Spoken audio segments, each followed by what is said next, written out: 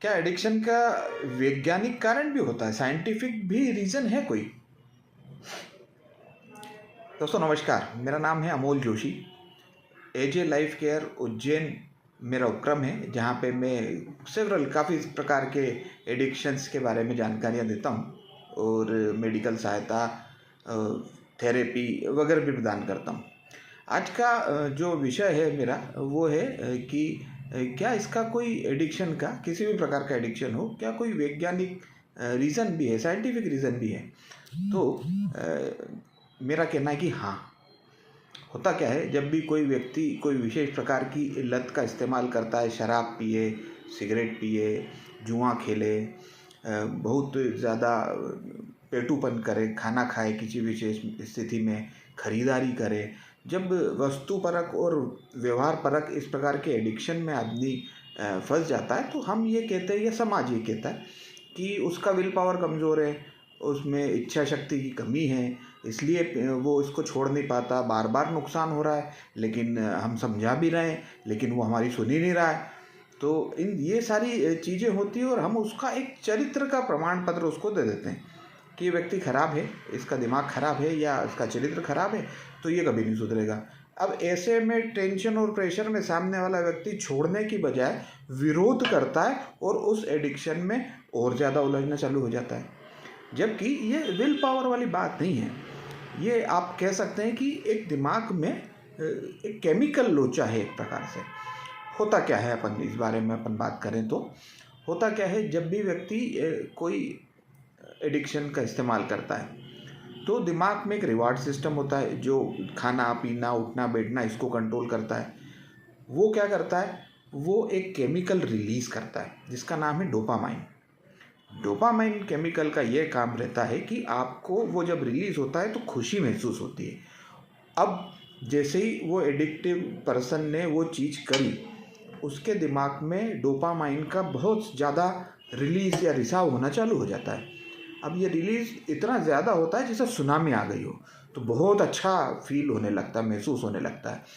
अब हम सारे लोग खुशी की तलाश में हैं, हम सारे लोग संतुष्टि और बहुत आनंद की तलाश में हैं, तो दिमाग को लगता है कि यार ये जो भी वस्तु जो भी की गई है, एक्टिविटी की गई है, वस्तु ली गई है, इससे तो मुझे बहुत खुशी मिल रही है, तो वो उसे बार बार करने के लिए कहता है। लेकिन बार बार करने के कारण क्या होता है कि क्योंकि बहुत ज़्यादा डोपामाइन आता है, सुनामी की जैसा आता है, तो दिमाग उसके रिसेप्टर्स को कम कर देता है। केमिकल के रिसेप्टर्स को कम करने के कारण अगली बार उसको ज़्यादा मात्रा में इस्तेमाल करना पड़ता है।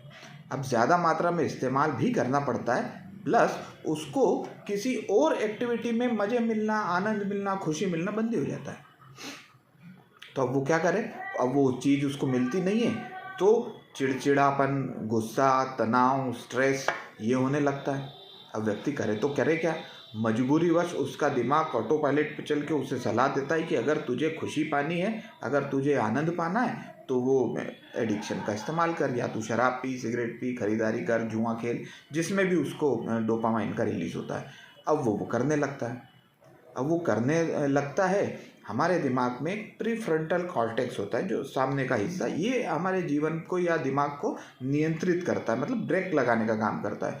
अब नियमित तौर पे हम एडिक्शन के कारण वो कमज़ोर हिस्सा हो जाता है। हिस्सा कमज़ोर हो गया तो आप ये समझिए कि गाड़ी में एक्सीलेटर तो है, बहुत तेज़ी से दबा हुआ है, ब्रेक नहीं है।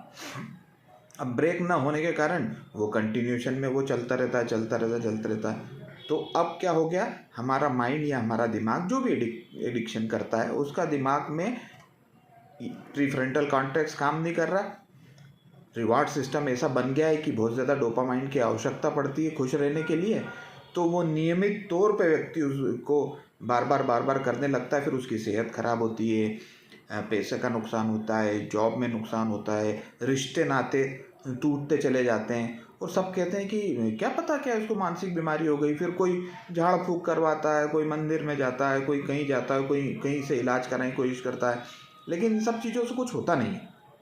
वो इसलिए नहीं होता क्योंकि अब दिमाग को जो आदत पड़ गई है, जो कंडीशनिंग हो चुकी है उस पदार्थ से या उस एक्टिविटी से डोपामाइन मिलने की, इसको बदलने में समय लगता है। इसको बदलने के लिए काफ़ी सारी चीज़ों पे ध्यान देना पड़ता है। खुशी की बात यह है कि हमारा दिमाग जो है उसमें एक न्यूरोप्लास्टिसिटी नाम की चीज़ होती है। न्यूरोप्लास्टिसिटी में दिमाग अपने आप को फिर से ठीक कर लेता है। जैसे हमारा शरीर है, हमारा शरीर भी अपने आप को ठीक कर लेता है। हम डॉक्टर के पास जाते हैं, डॉक्टर क्या करता है? डॉक्टर दवाइयों के माध्यम से वो परिस्थिति का निर्माण करता है जिससे कि हमारा शरीर खुद अपने आप को हील कर सके या ठीक कर सकते। वैसे ही हमारा दिमाग भी धीरे धीरे अपने आप को हील कर लेता है या ठीक कर लेता है, अगर हम उसको सही तरीके से ट्रीटमेंट दें, सही थेरेपी दें, सही काउंसलिंग दें। तो कोई भी व्यक्ति किसी भी प्रकार के एडिक्शन में अगर पड़ा हुआ है या फंसा हुआ है तो उससे इजीली निकल जाता है।